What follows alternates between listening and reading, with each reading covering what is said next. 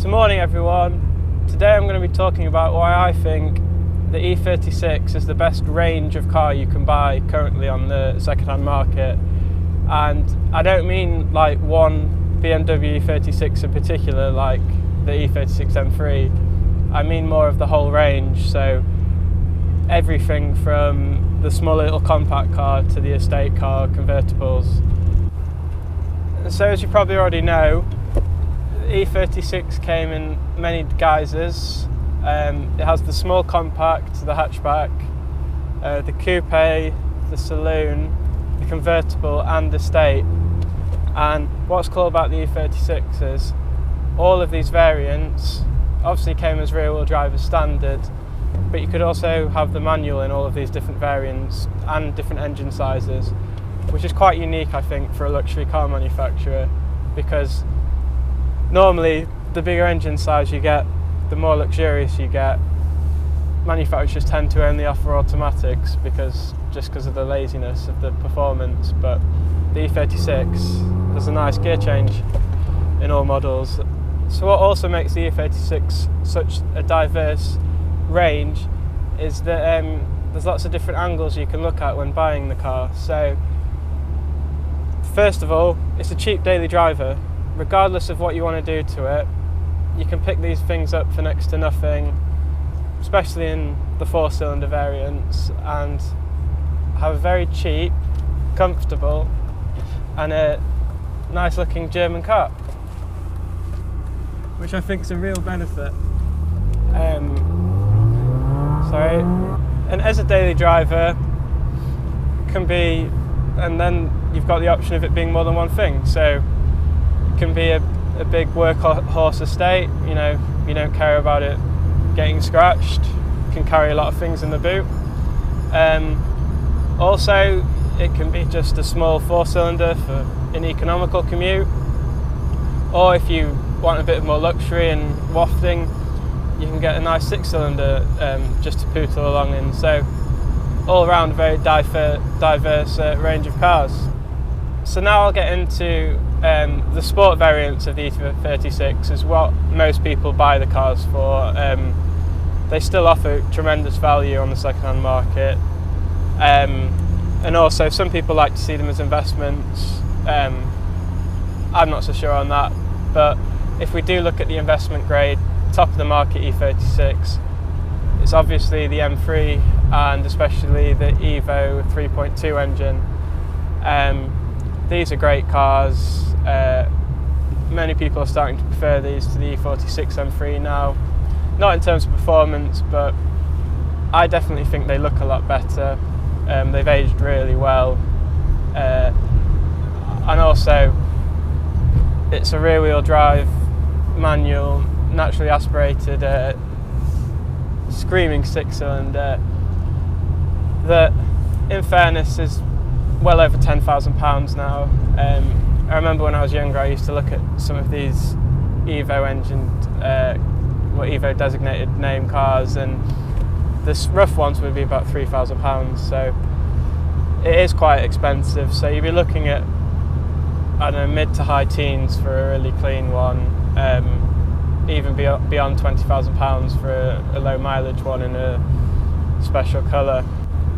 So next down the list on the sporting models is the saloon version of the M3. So what I talked about in terms of the 3.2 and the high prices, they're the coupe version, because historically coupes have always been just more desirable just because of the looks. But I strongly think a saloon E36 is still a very good looking car.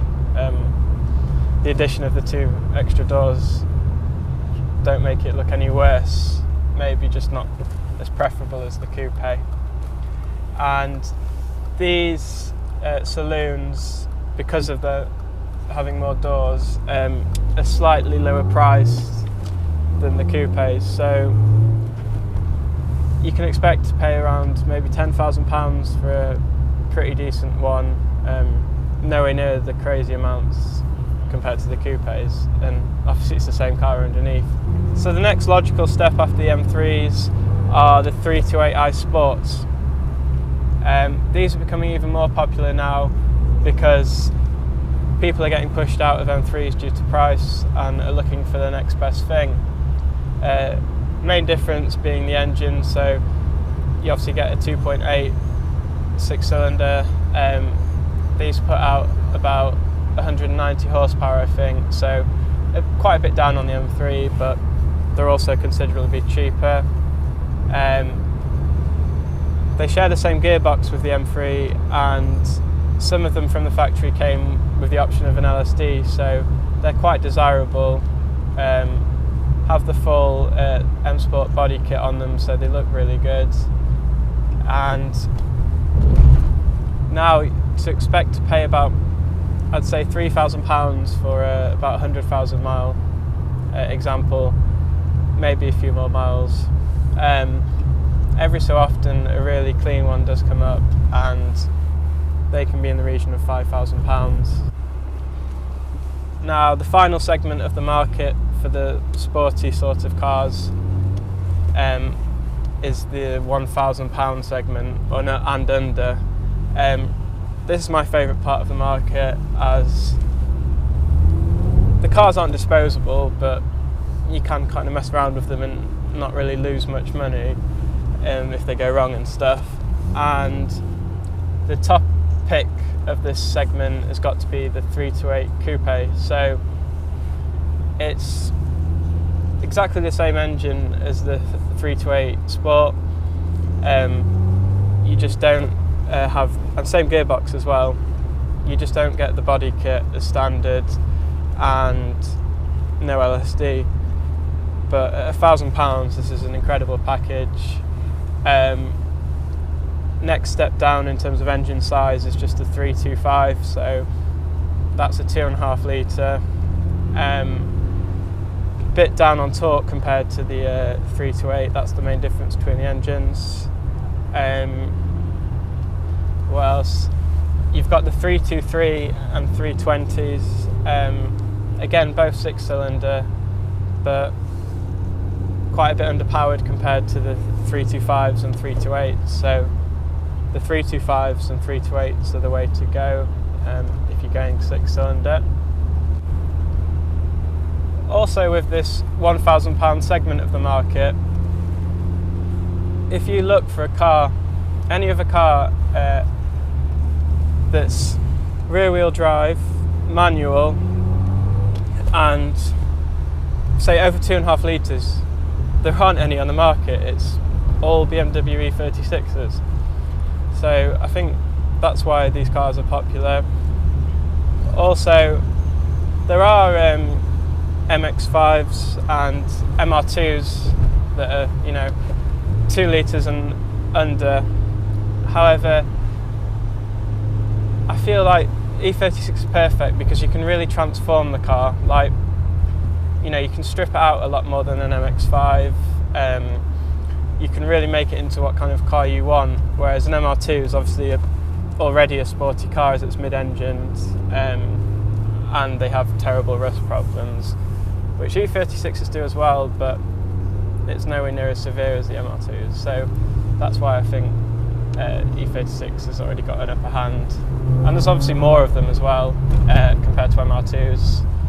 And Mark 1 MX-5s are becoming quite hard to find under £1,000, but also haven't rotted out, so there are plenty more E36s to choose from.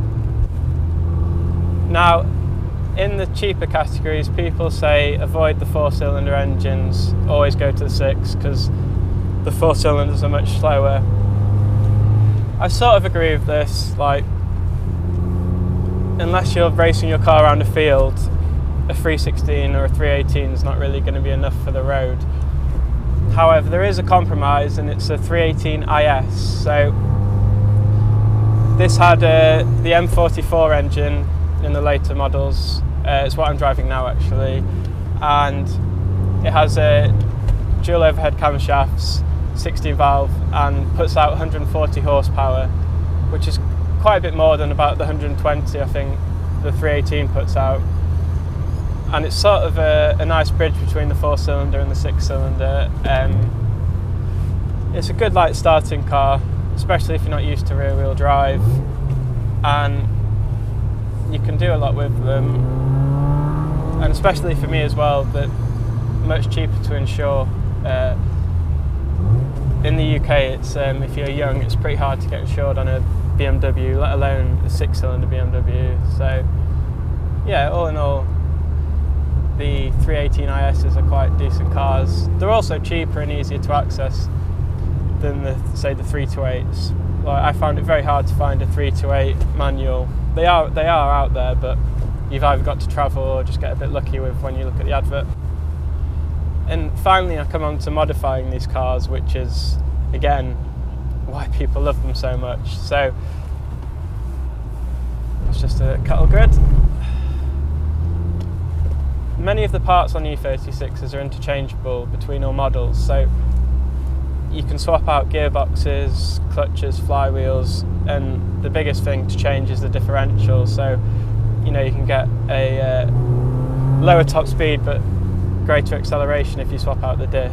And engine swaps are another great way to modify these cars to get a lot of performance for your money, especially if you're driving a 4-cylinder car or like a low down, you know, like a 320 6-cylinder car. You can drop in the 2.8 I lump, which bolts straight in,